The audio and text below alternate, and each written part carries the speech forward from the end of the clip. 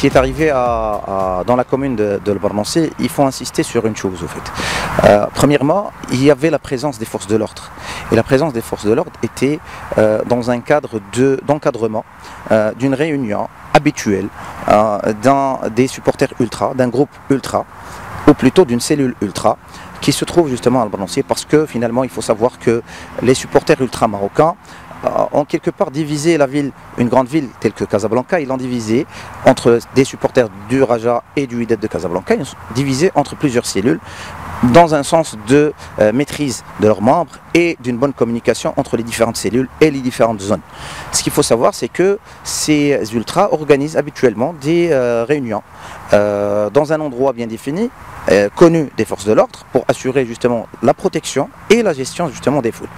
Ce qui est arrivé, c'est que avec la présence des forces de l'ordre et à la fin de la réunion habituelle d'un groupe ultra ou d'une cellule ultra, quelques membres ont décidé finalement de faire ce qu'on appelle un parcours d'un autre quartier, ce qu'on appelle habituellement dans le langage ou le jargon des ultras en cortège. Et le mot cortège finalement, dans la symbolique des ultras, il veut dire directement en fait une offense directe à un autre supporter ou un autre groupe ultra, et un affront qui doit être lavé coûte que coûte. C'est une logique justement qui est très dangereuse, il faut l'admettre, qui malheureusement peut inclure des gens qui ne font pas partie du cercle ultra malheureusement, et c'est ce qui est arrivé à Albarnansé. Les forces de l'ordre ont malheureusement été dépassées par les événements, parce que le cortège se composait de plusieurs personnes, dans les centaines, plusieurs centaines, et ils ont décidé finalement de passer par des endroits bien spécifiques pour une provocation bien poussée. Et finalement, l'autre cellule ultra a décidé de riposter.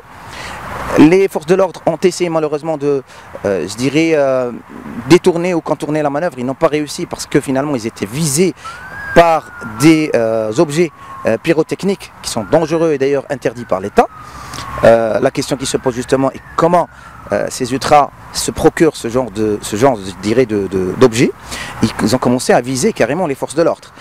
Et des citoyens comme vous et moi, ils étaient présents et justement, ils risquaient de perdre carrément leur vie. C'est justement ce qui est arrivé à Albarnansé et qui a causé finalement ces débordements. Voilà, donc j'espère que